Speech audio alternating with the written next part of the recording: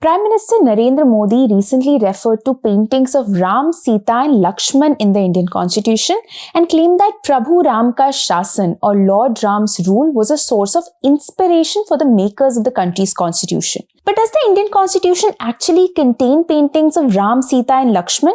Yes, it does, but it also has paintings of Emperor Akbar, Buddha, Rani Lakshmi Bai, Tipu Sultan, Chhatrapati Shivaji, Guru Gobind Singh, Mahatma Gandhi and Subhash Chandra Bose, among several others. What is the story behind these paintings in the Indian Constitution? I'm Apoorva Mandhani and I'm going to tell you in this video. But before that, I have a request for all of you. Now at ThePrint, we believe in fair, questioning, non-hyphenated journalism, and for that we need support from all of you.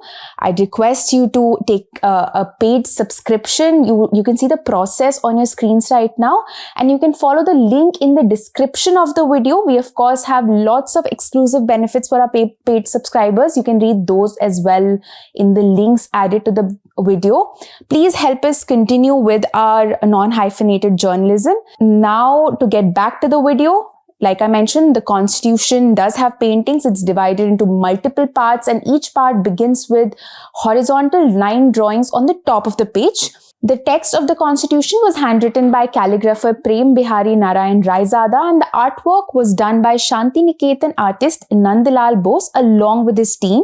Now, part 1 dealing with the Union and its territory begins with a bull seal excavated from the Indus Valley region. Part 3 of the Constitution, which Prime Minister Narendra Modi referred to, it's the part on fundamental rights. It has a painting of Lord Ram, Sita and Lakshman returning to Ayodhya from Lanka. Part 14 dealing with services under the Union and the states has a drawing of Emperor Akbar with his courtiers. Other part includes drawings of Lord Buddha, Lord Mahavir, Maharani Lakshmi Bai, Chhatrapati Shivaji, Tipu Sultan, Guru Gobind Singh, Mahatma Gandhi and Subhash Chandra Bose, like I mentioned. So how did these paintings come to be added to the Constitution? I did some digging. A brief note on the calligraphy of the Constitution of India as published in the Parliament Secretariat in June 1950 offers more insight into the process of beautifying the two English and Hindi copies of the Constitution.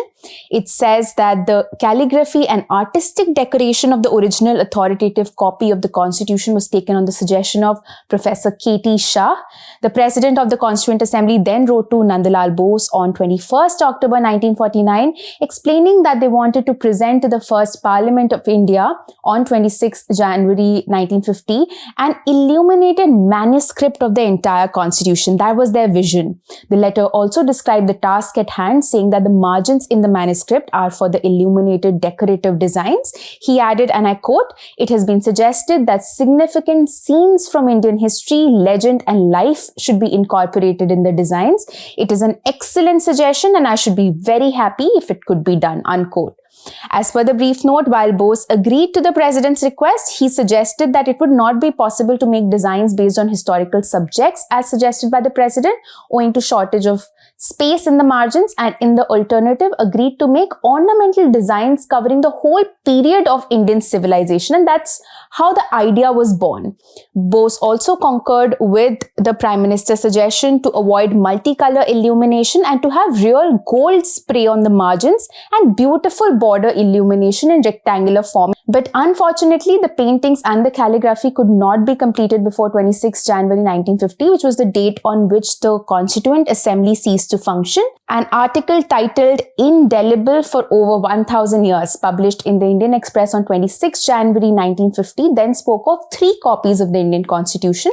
The article said that the Indian Constitution, which the members of the Constituent Assembly signed, was printed on vellum parchment papers, and it added that the historic document in English contains 289 pages for the articles and schedules and is expected to be indelible for over 1000 years. The article then spoke of 2 other volumes handwritten by special calligraphists, which weren't complete yet but had been signed by the members. They contain pages whose borders are illuminated in gold like Mughal paintings. This is what the article said.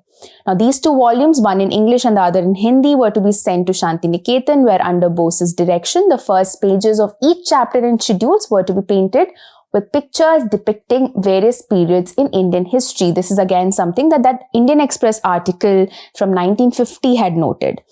Now, more records reveal that since the work could not be completed by 26 January 1950, it was transferred to the Parliament Secretariat to be completed under the direction of the Speaker of the Parliament. Now, there haven't been too many court judgments mentioning these paintings, but the Allahabad High Court in 1993 observed, and I quote again, "Here Ram, when we adopted him and his life as a part of our constitutional theme to depict certain ideal, he became a constitutional entity, admittedly a reality of our national culture and fabric and not a myth." The High Court in this case was hearing a petition filed by Vishwa Hindu Adhivakta Sangh, which is an association of Hindu advocates, demanding a direction to permit puja and aarti at Ram Janmabhoomi in Ayodhya. However, experts suggest against reading too much into these paintings. We spoke to constitutional expert PDT Achari, who reaffirmed the idea behind these illustrations was to depict Indian history in all its phases, starting from the Indus Valley to the freedom struggle, and that the idea was not to give any special importance or not to lay any special emphasis on anybody. Constitutional expert and Vice Chancellor at Chanakya National Law University, Patna, Professor Faizan Mustafa also asserted that the paintings in the Constitution are a narration of our history and civilizational story. He told ThePrint that he believes that Ram Raja as a concept must have been in their minds, that is in the minds of the makers of the Constitution, the framers of the Constitution, and said that in order to bring that ideal state to life, they adopted the best ideas from across the world to incorporate in the Constitution. However, he added, and I quote, "In interpreting the Constitution, you may not even be able to rely on them," that is, rely on the paintings.